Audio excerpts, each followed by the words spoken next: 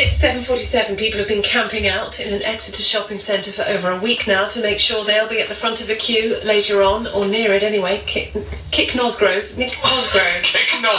Oh, yeah. Nick Cosgrove. I sound like an American presenter. Nick Cosgrove. Nick Cosgrove, the richest guy in Texas. I wish I was. What exactly are these crazy people hoping to buy? Not a games console, not the latest Harry Potter. They want to buy an apartment. 23 flats in an Exeter city centre development are going on the market in a couple of hours. The cheapest one starts at 150 grand for a one bed, up to 600,000 for the penthouse, complete with a roof garden.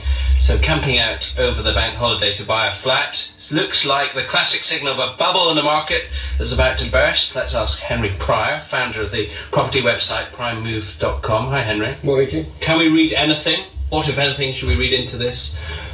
What's going on in Exeter? It's, to my mind, this is the classic signal of the top of the market and a bubble that is looking incredibly fragile. So you think we're looking at a crash?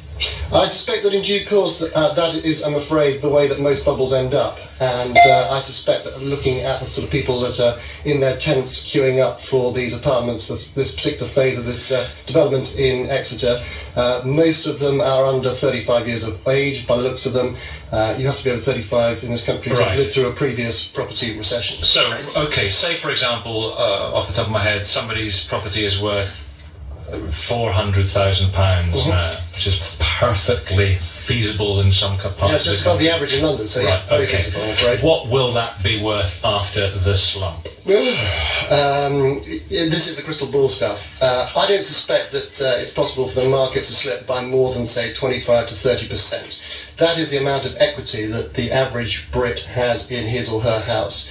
And so to see property disappear or to reduce in price by more than, say, 30%, which I think is probably Armageddon stuff, that is difficult to see because then that would be wiping out people's equity. So 400 goes to 300?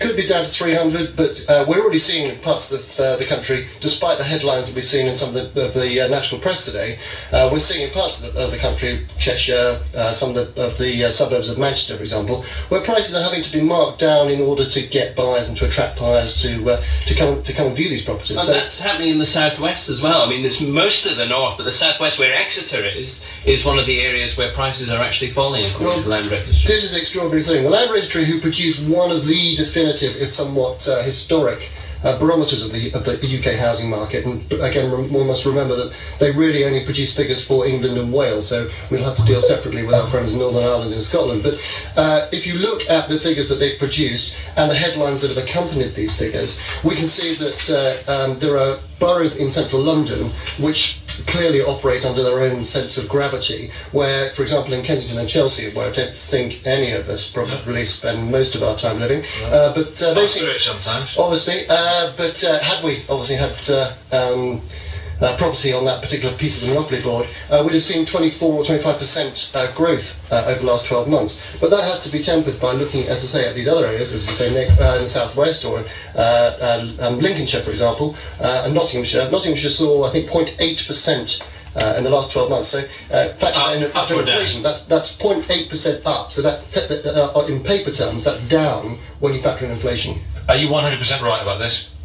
Am I 100% right? Yeah, you're right. I am 100% confident. Time will tell whether I'm right. At the end of the day, this is one step away from astrology. And if it falls, it inevitably rises again, doesn't it? They always do. I mean, we've seen it in 73, we saw it in the 80s, we saw it in the early 90s. But as I said again, you have to be over 35 years old. And if you're thinking of selling a house at the moment, your estate agent has to be over 35 years of age to have actually lived through a property recession. Doom and gloom from Henry Pryor there, founder of the property website primemove.com. And one thing to talk to